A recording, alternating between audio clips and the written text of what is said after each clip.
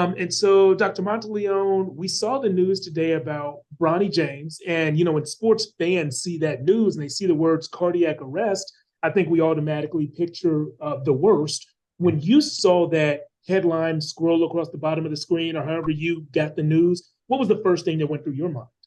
Yeah, one, it's such a sad event, and we're all thinking and praying about the James family as they're going through all this. When we think about this from a medical standpoint, there's a lot of uncertainty about what actually happened.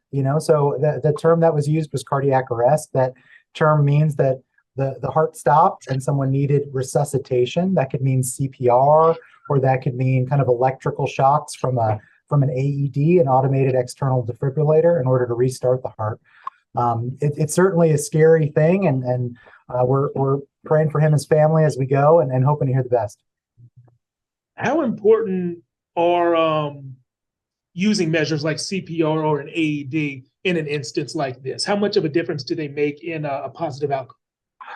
Early availability of those things, so not just using them, but having them there at the moment that this happens, is really one of the most important take-home messages of all of this.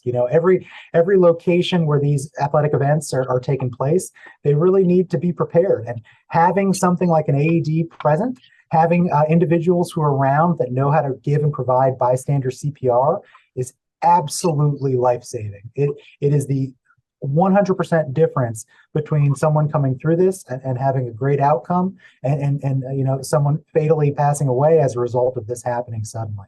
It's really the biggest take-home message, is that education about the facilities where these events are taking place, having AEDs, and then also both for the systems, the teams, the coaches, even the players, and also the families, just being comfortable, being aware of CPR and how to do compression for cardiac arrest. You mentioned the fact that this took place at a basketball practice. These are young athletes, you think in the best shape of their lives. For me, I think like if you're in good shape, you're healthy and you avoid things like this. Clearly, that's not the case. How do young athletes prevent something like this happening? That's why it's so scary. When you think about young, healthy people, the most healthy people, right? These are high-performing athletes, arguably the highest-performing athletes. You don't think about these type of events happening. Usually when something like this happens, and it's rare, but it does tragically happen. It's usually for different reasons than when we think of kind of traditional coronary artery disease. Oftentimes when we think about heart attacks and things, we're thinking about atherosclerosis, long-term kind of chronic problems that come from risk factors. In this setting of it happening to a young individual, a healthy individual, a young athlete, it's usually kind of a different set of circumstances or predisposing conditions that lead to this. Now, again, we don't know exactly what happened in this case or what led to what happened. But when a cardiologist thinks about a young athlete having a cardiac arrest, most commonly we think about certain underlying predisposing conditions. One is something we call hypertrophic cardiomyopathy. It's a change in the heart muscle that's actually most commonly congenital. It's something you're born with. And so it's a thickening of the heart muscle that increases the risk of certain types of arrhythmias, electrical changes in the heart happening that can cause the heart to suddenly stop.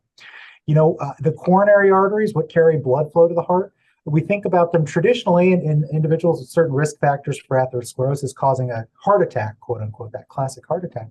Young, extremely healthy individuals, there can be congenital problems in those coronary arteries, things that people are born with that they don't even know about until tragically it can cause something like a cardiac arrest. There's other electrical problems in the heart that can cause primary arrhythmias.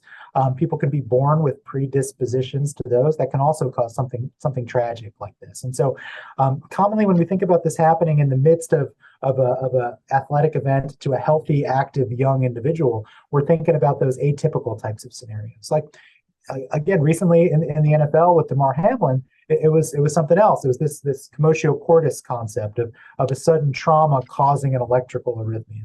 And all these things are rare, but they happen. And they can happen to the healthiest of individuals. The underlying causes that could happen. I know we're going to have a bunch of parents watching the news tonight, and they're going to hear this story. And in the back of their minds, like you just said, it's going to be the Damar Hamlin thing. And they have to think to themselves, a month from now, my 15-year-old is going to go to preseason football practice. is there anything they can do now or can look out for now to feel like they're keeping their kids safe? Absolutely. There's a lot of discussion about this in real time. And as a result of today, there's going to be even more discussion about this. And there's different guidelines that come out from the American Academy of Pediatricians and certain sporting societies and the American Heart Association, American College of Cardiology are all discussing what's the best way to really think about this without putting a bunch of young, healthy teenagers through a million cardiovascular tests that sometimes carry their own risks and problems. There's certain underlying agreements, which everyone knows and everyone agrees to. One of that is just awareness of any history or physical exam findings that might suggest an underlying cardiac problem. So, if a young athlete or a healthy person, if when they're exercising, they're getting certain symptoms, they're getting chest pain or chest pressure or chest tightness, or they're feeling kind of suddenly more short of breath than they usually are and having breathing problems different from their usual activity. It's important for them to be thinking about that, discussing that with their family and with their doctor. If there's a family history of certain conditions, and that can be sudden cardiac arrest, or it could be a family history of things like needing an implantable defibrillator, needing cardiac procedures like that, particularly at a young age, that might speak to certain congenital family conditions that might be carried down into the young athlete. Another one is people having episodes where they're nearly passing out or fainting. And if that's occurring, that might speak to certain types of arrhythmias or problems or sensation of their heart racing or beating irregularly. It's not something that's common, but it's something that a young, healthy teenager might just never think to mention.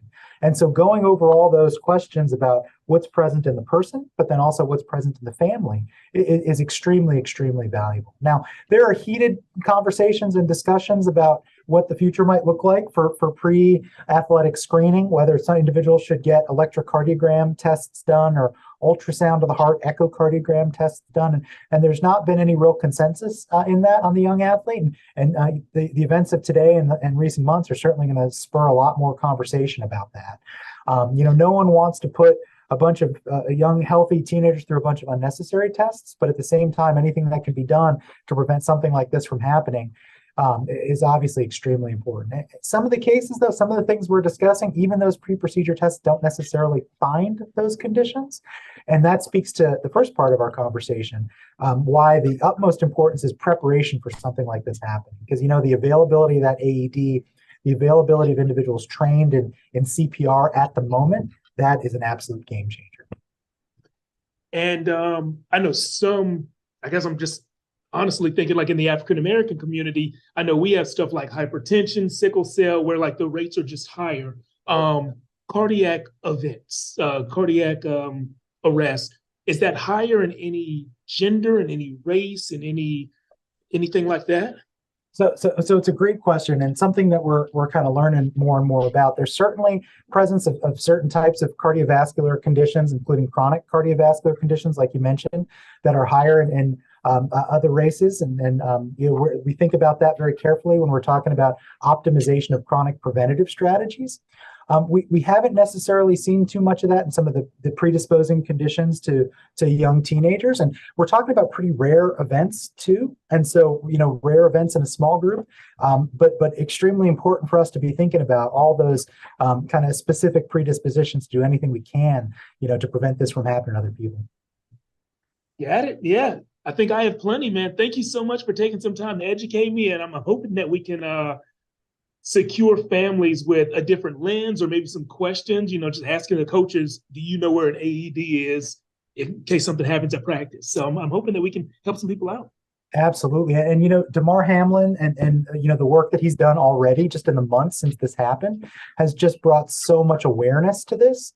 Because you can get trained on how to do CPR in 30 minutes on a weekend, and that might 100% save someone's life. And like we see today, it might save the life of a young, healthy, active teenager, who's at the top of the world from an athletic standpoint. And it's as important in anyone. But that little bit of effort, to take care of your loved ones and bring your loved ones to those training sessions really can change someone's life and someone's family's life.